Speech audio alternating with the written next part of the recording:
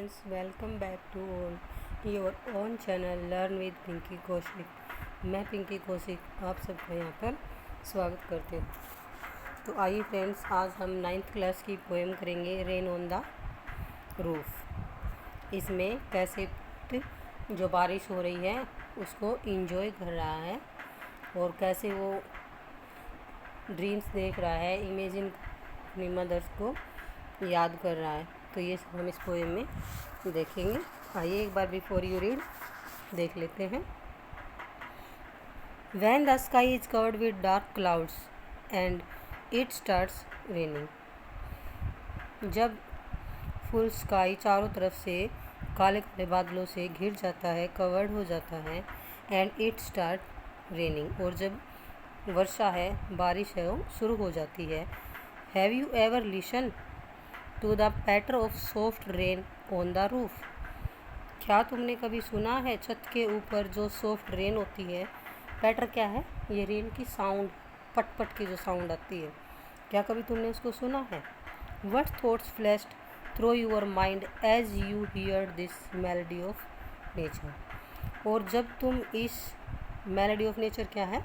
जब इस नेचर की जो मधुर आवाज़ है, संगीत है जो इसका, मतलब जो छत पर जो बारिश पट पट पट पट पड़ रही है, तो क्या तुम उसको सुनकर तुम्हारे जो माइंड में है वो क्या थॉट्स फ्लैश हो रही है? Read the poem to find out.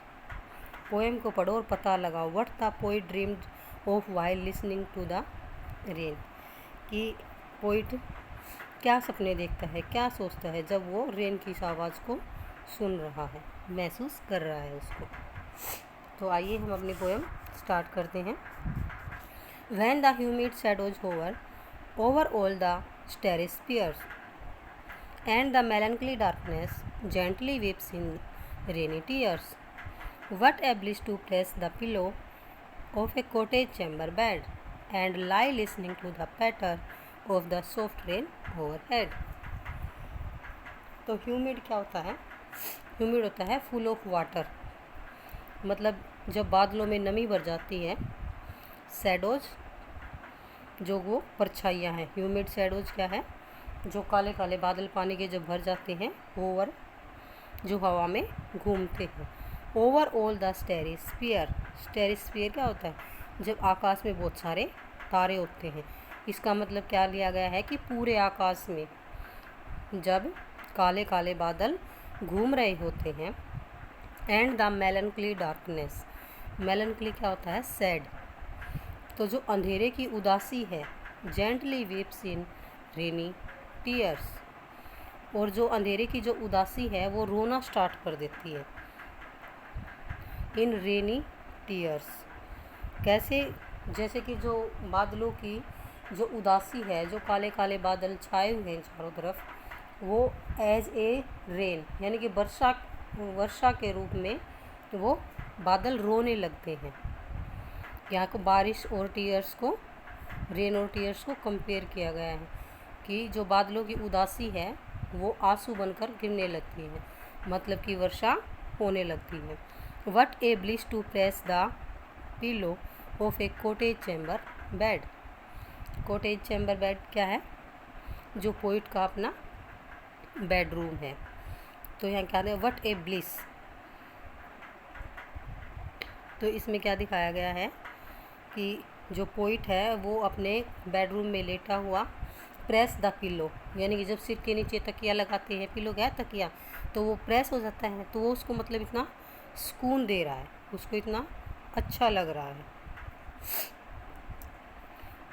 मतलब कि एकदम से वो परम सुख जैसी फीलिंग ले रहा है कि उसको इतना अच्छा लग रहा है कि छत के ऊपर वर्षा है, वो पट पट पट पट पड़ रही है और वो उसको फील कर रहा है। उस टाइम उसको अपने बेडरूम में तकिया लगा के सोना बहुत ही अच्छा लग रहा है।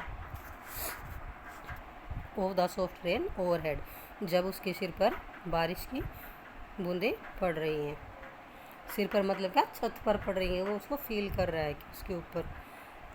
Every tinkle on the shingles has an echo in the heart and a thousand dreamy fancies into busy being start, and a thousand recollections weave their ear threads into woof as I listened to the patter of the rain upon the roof. अब ऊपर देखो, ऊपर आवाज़ आई थी पैटर, मतलब पट पट की आवाज़. अब every tinkle on the singles. Tinkle क्या है? टन टन की आवाज़. और सिंगल्स क्या होता है? ये होती हैं लकड़ी की बनी हुई जो रेक्टेंगुलर टाइल्स होती हैं ना, जो छत के ऊपर लगाई जाती हैं. ये मोस्टली जो पहाड़ी फील्ड्स होते हैं, पहाड़ी जो इलाके होते हैं, वहाँ पर छतों पर लगाई जाती हैं. और इको क्या है? वो गूंज है, बारिश की गूंज. Has an echo in the heart, मतलब जो बारिश की, जो उन टाइलों पर, लकड़ी की टाइलों पर जो बारिश की बूंदों की आवाज़ जो टन टन टन की आ रही है, वो पोइट के हार्ट में गूंज रही है, यानी कि उसके दिल में वो गूंज रही है, उसको वो महसूस कर रहा है. As a thousand dreamy fancies and a thousand dreamy fancies into busy being starts. अब क्या है? Thousands dreamy fancies. फैंसीज क्या होती है? कल्पनाएँ, इमेजिनेशंस. तो जो पोइट है वो उसके माइंड में क्या चल रहा है कि अब वो हज़ारों कल्पनाएँ, मतलब सपन देख रहा है, उसके दिमाग में, उसके मन में आने शुरू हो जाते हैं. इनटू बीजी बीइंग स्टार्ट्स. बीजी बीइंग्स, अब ये सोच लो कि ह्यूमन बीइंग्स, कि भाई ह्यूमन बीइंग्स हैं जो ऐसे आवाज़ सुनता है, तो जो उसका बीजी मन है, व्यस्त मन है, उसमें अनगिनत या हज़ारों सौपनमय विचार आने लगते हैं, यानी कि इमेजिनेशंस करने लगता है. Weave their air threads into woof. Weave क्या होता है? बुनना.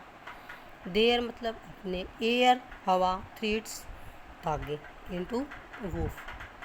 तो क्या है कि जो हवा के धागे, क्या मतलब जो विचारों का, जो कल्पनाओं का जो ताना बाना वो बुन रहा है ना, कि जब वह छत पर पड़ रही जो बारिश की जो बूंदें हैं, जो उनकी आवाज़ है, टन टन की आवाज़, उसको सुन रहा है, तो वो क्या कर रहा है? जो अपने बीते समय की जो यादें हैं ना, अनगिनत यादें, उनका ताना बाना उसके मन में बुनना स्टार्ट हो जाता है. यानी कि वो उन चीज़ों को, कि ये ऐसे था, वैसे था, ऐसे सोचना सब स्टार्ट कर देता है कि जब वो पट पट की आवाज़ छत पर सुनता है.